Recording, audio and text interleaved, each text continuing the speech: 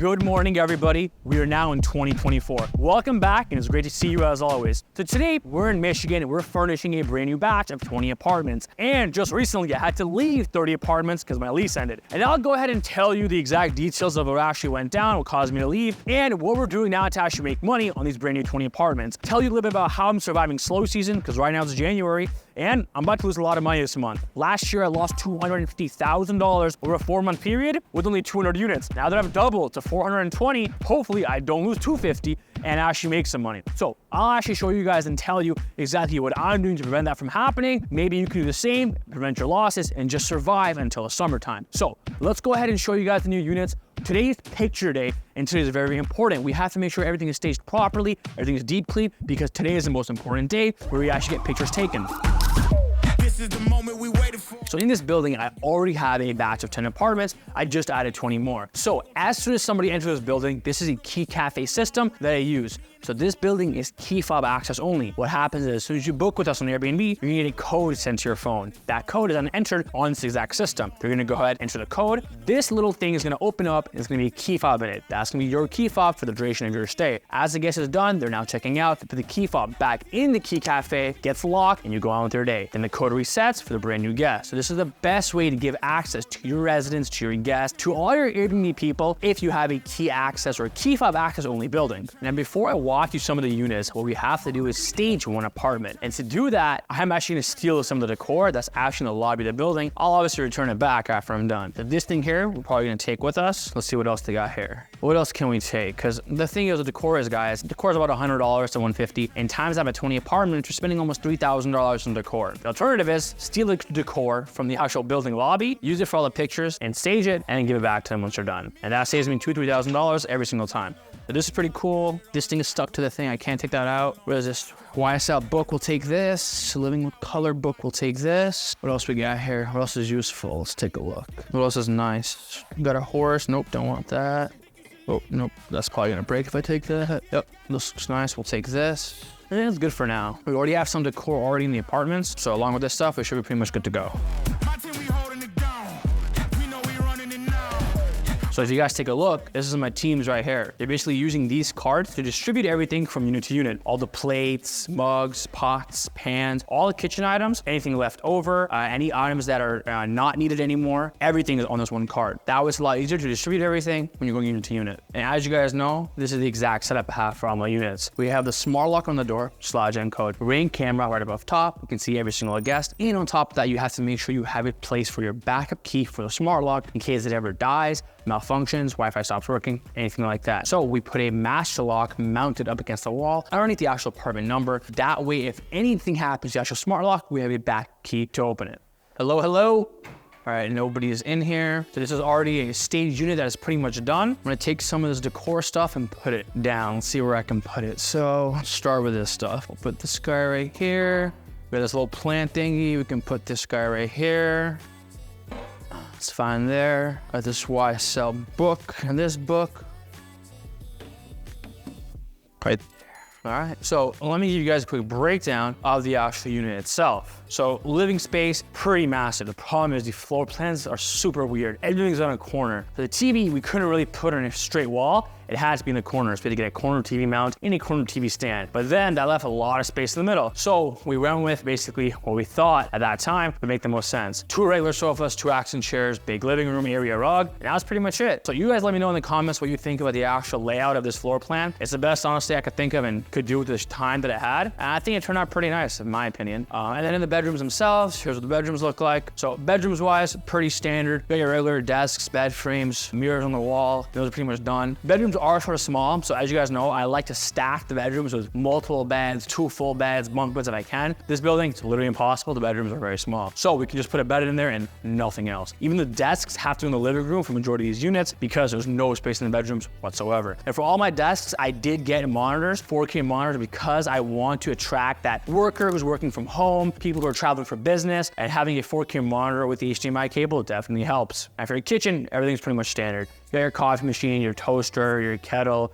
all your utensils, your cutlery, your knives, glasses, mugs, everything is very basic, very standard. You've seen me do this a million gajillion times now. Nothing's pretty much changed. Everything here is fine. This trash can right here, obviously is not in the pictures. When you're staging a unit, the trash can put in the hallway, you do not want to see it in the pictures whatsoever. Everything you see here, even these accent pillows, these are not for every single unit. This throw blanket is not for every single unit. All this decor stuff is not for every single unit. It's only for this unit right now. And as a photographer is going from unit to unit to unit to unit, we're gonna take all the stuff, put it in a big bag with us, and then spend about 5 minutes to quickly stage the unit, make sure it looks nice, and then on to the next. The other option is to spend $300 to $200 on every single unit for just decor stuff, which obviously is a big waste of money. No one's gonna remember there was an accent pillow from the pictures versus when they actually check in. So just buy the decor stuff, buy it one time, and take it from unit to unit, and there you go. In your pictures, it look a lot nicer, a lot cleaner, and a lot more standoutish versus just having it plain and empty. Now for the 2-bedroom units, one of the bedrooms have an actual TV. I don't really put TV stands in any of the bedrooms, but in this unit, I went ahead and put just a TV, but no TV stand. And I think it's perfectly fine the way it is. You guys let me know in the comments, do you put TV stands in your bedrooms or not? I personally don't. I think it's a big waste of money. Now we're gonna do a quick speed run. We're gonna walk through every single unit. We're gonna run to every unit and make sure it's ready for the photographer,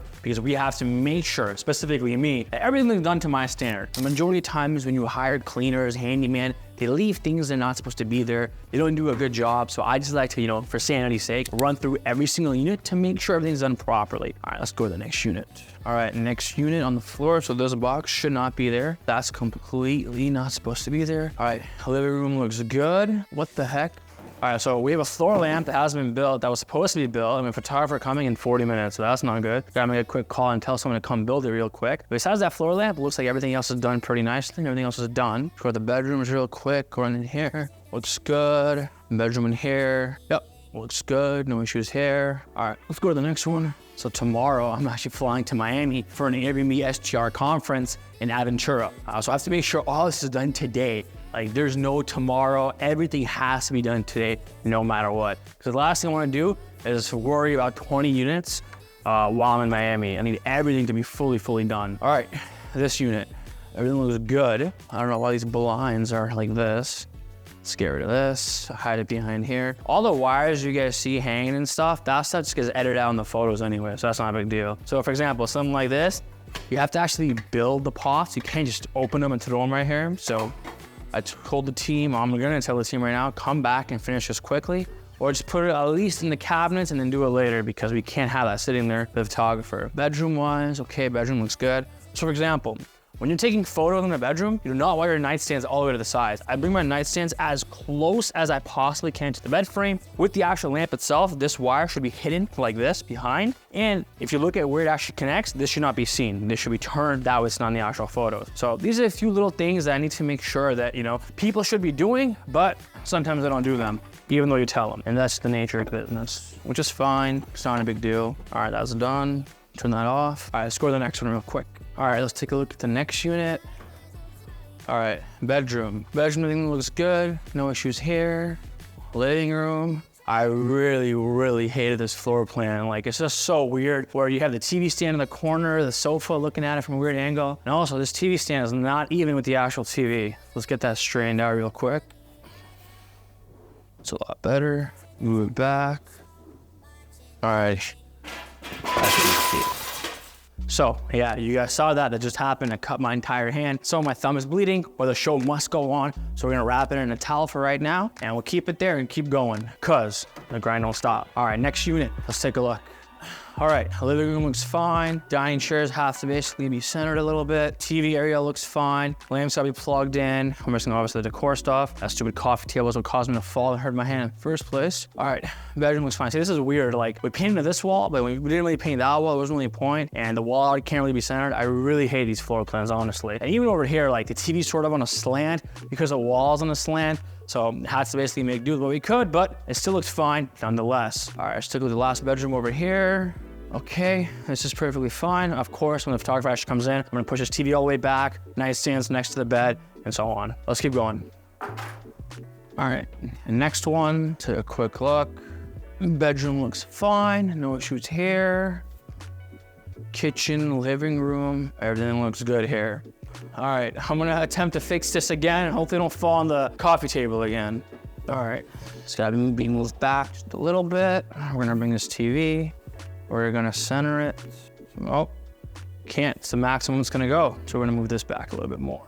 And that should be good enough. And of course, these wires, these are all gonna be hidden in the photos. The photographer's gonna edit them all out anyway. All right, this should not be tangled up in this tree. Let's get rid of this.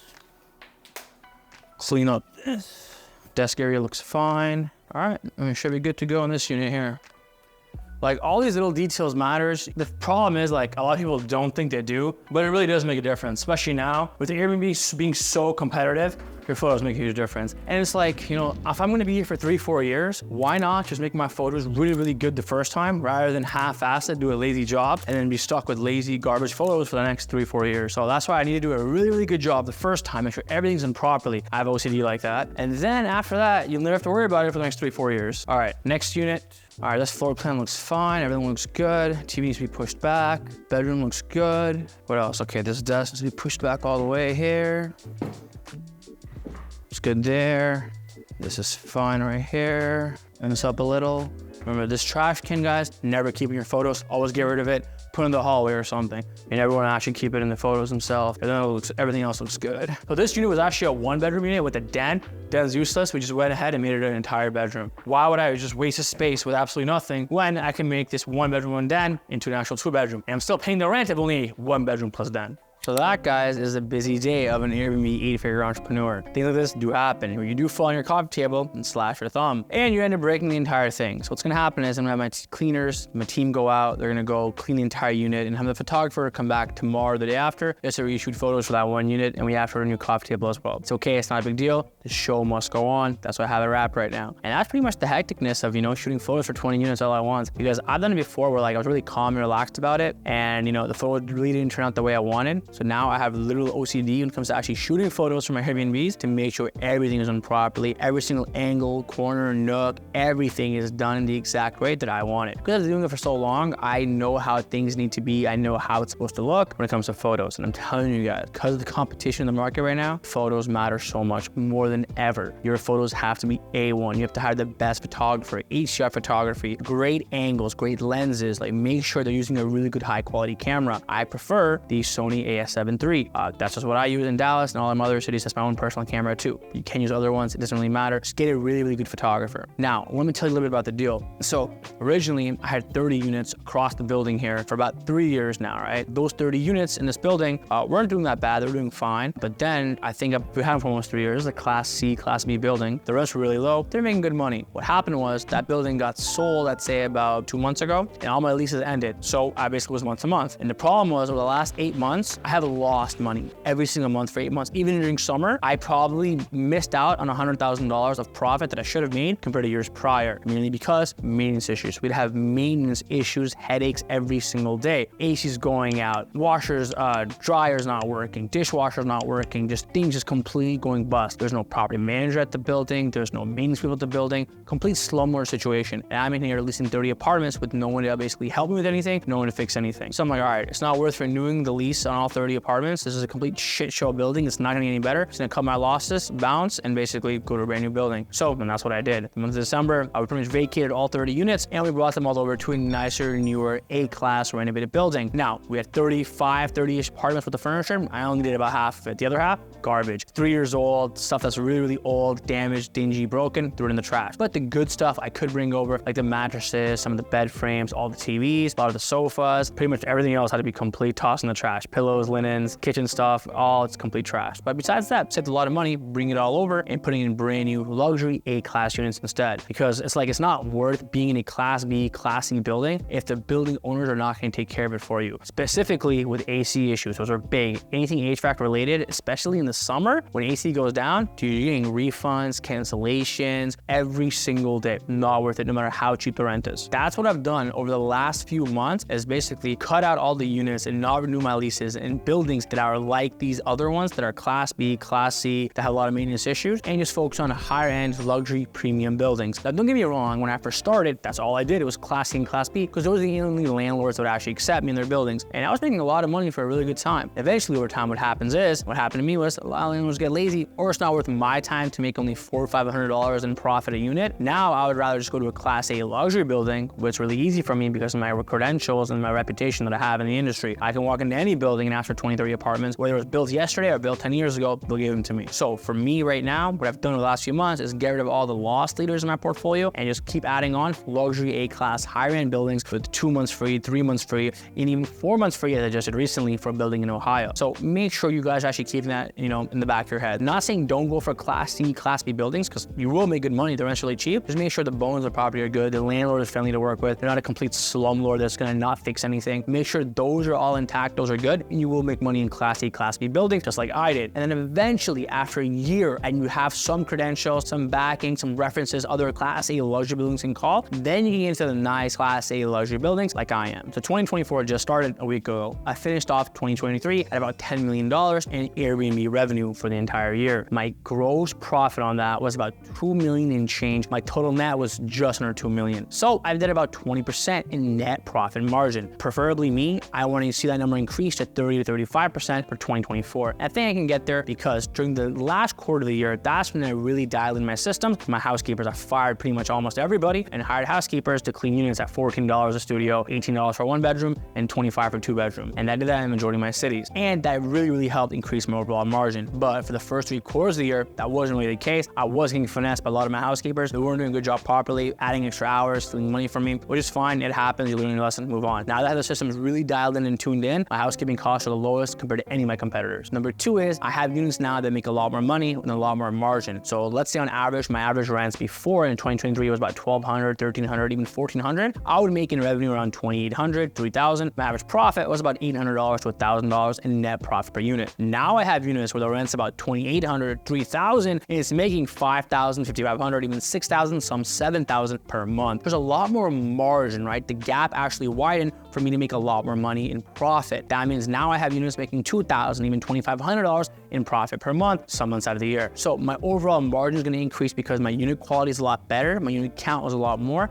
My housekeeping costs have decreased, and I just have more efficiencies within my entire business. So I really want to see that number increase to 30% of net profit margin for the year of 2023. I have 40 units starting in Ohio in about a week and a half. I have 20 more starting in Michigan, and then I have my 50 unit in Philadelphia building, new construction development, starting also in about 3 weeks. So I should be at 500 units by the end of February, by the end of next month. If I don't expand and do absolutely nothing and just sit back and relax for the next 9 months, I'll be doing at least minimum $500,000 in net profit, almost $1.5 million, maybe even $2 million in revenue per month. So if I finish this year off around 20 million in revenue and my profit margin is about 30%, I'll finish the year off for about $7 million take home EBITDA full net profit for 2024. Now, of course, I don't like to count my eggs before they hatch. I'm not going to say I'm going to go make $7 million in profit for 2024. That's my goal. Inshallah, it happens. And I'm going to work hard every single day to make that come true. But until then, we're grinding every single day. We are in the trenches. We're making sure things get done, things get done fast, things get done quick, and make sure we're not burning money. And we're trying to do whatever we can to minimize our losses, especially over the next 60 days being in winter. Last winter, I lost a total of $250,000 between November, December, January, and February. But just last November, I made $200,000 in profit, but 2022 November, I lost $50,000. 2023 December, I made $100,000 in profit, which was last month, but in 2022 December, I lost $60,000. The trajectory that I'm on is a positive one, and we're gonna be making money and minimizing all of our losses for this entire upcoming winter. So stay with me, guys. If I can make it to March, we are golden. We're in the promised land. That's when I'll be in a completely different environment, probably in a yacht somewhere in Europe, enjoying my life. And until then, we're gonna be in the trenches, grinding every single day to make it past the winter, minimize our losses,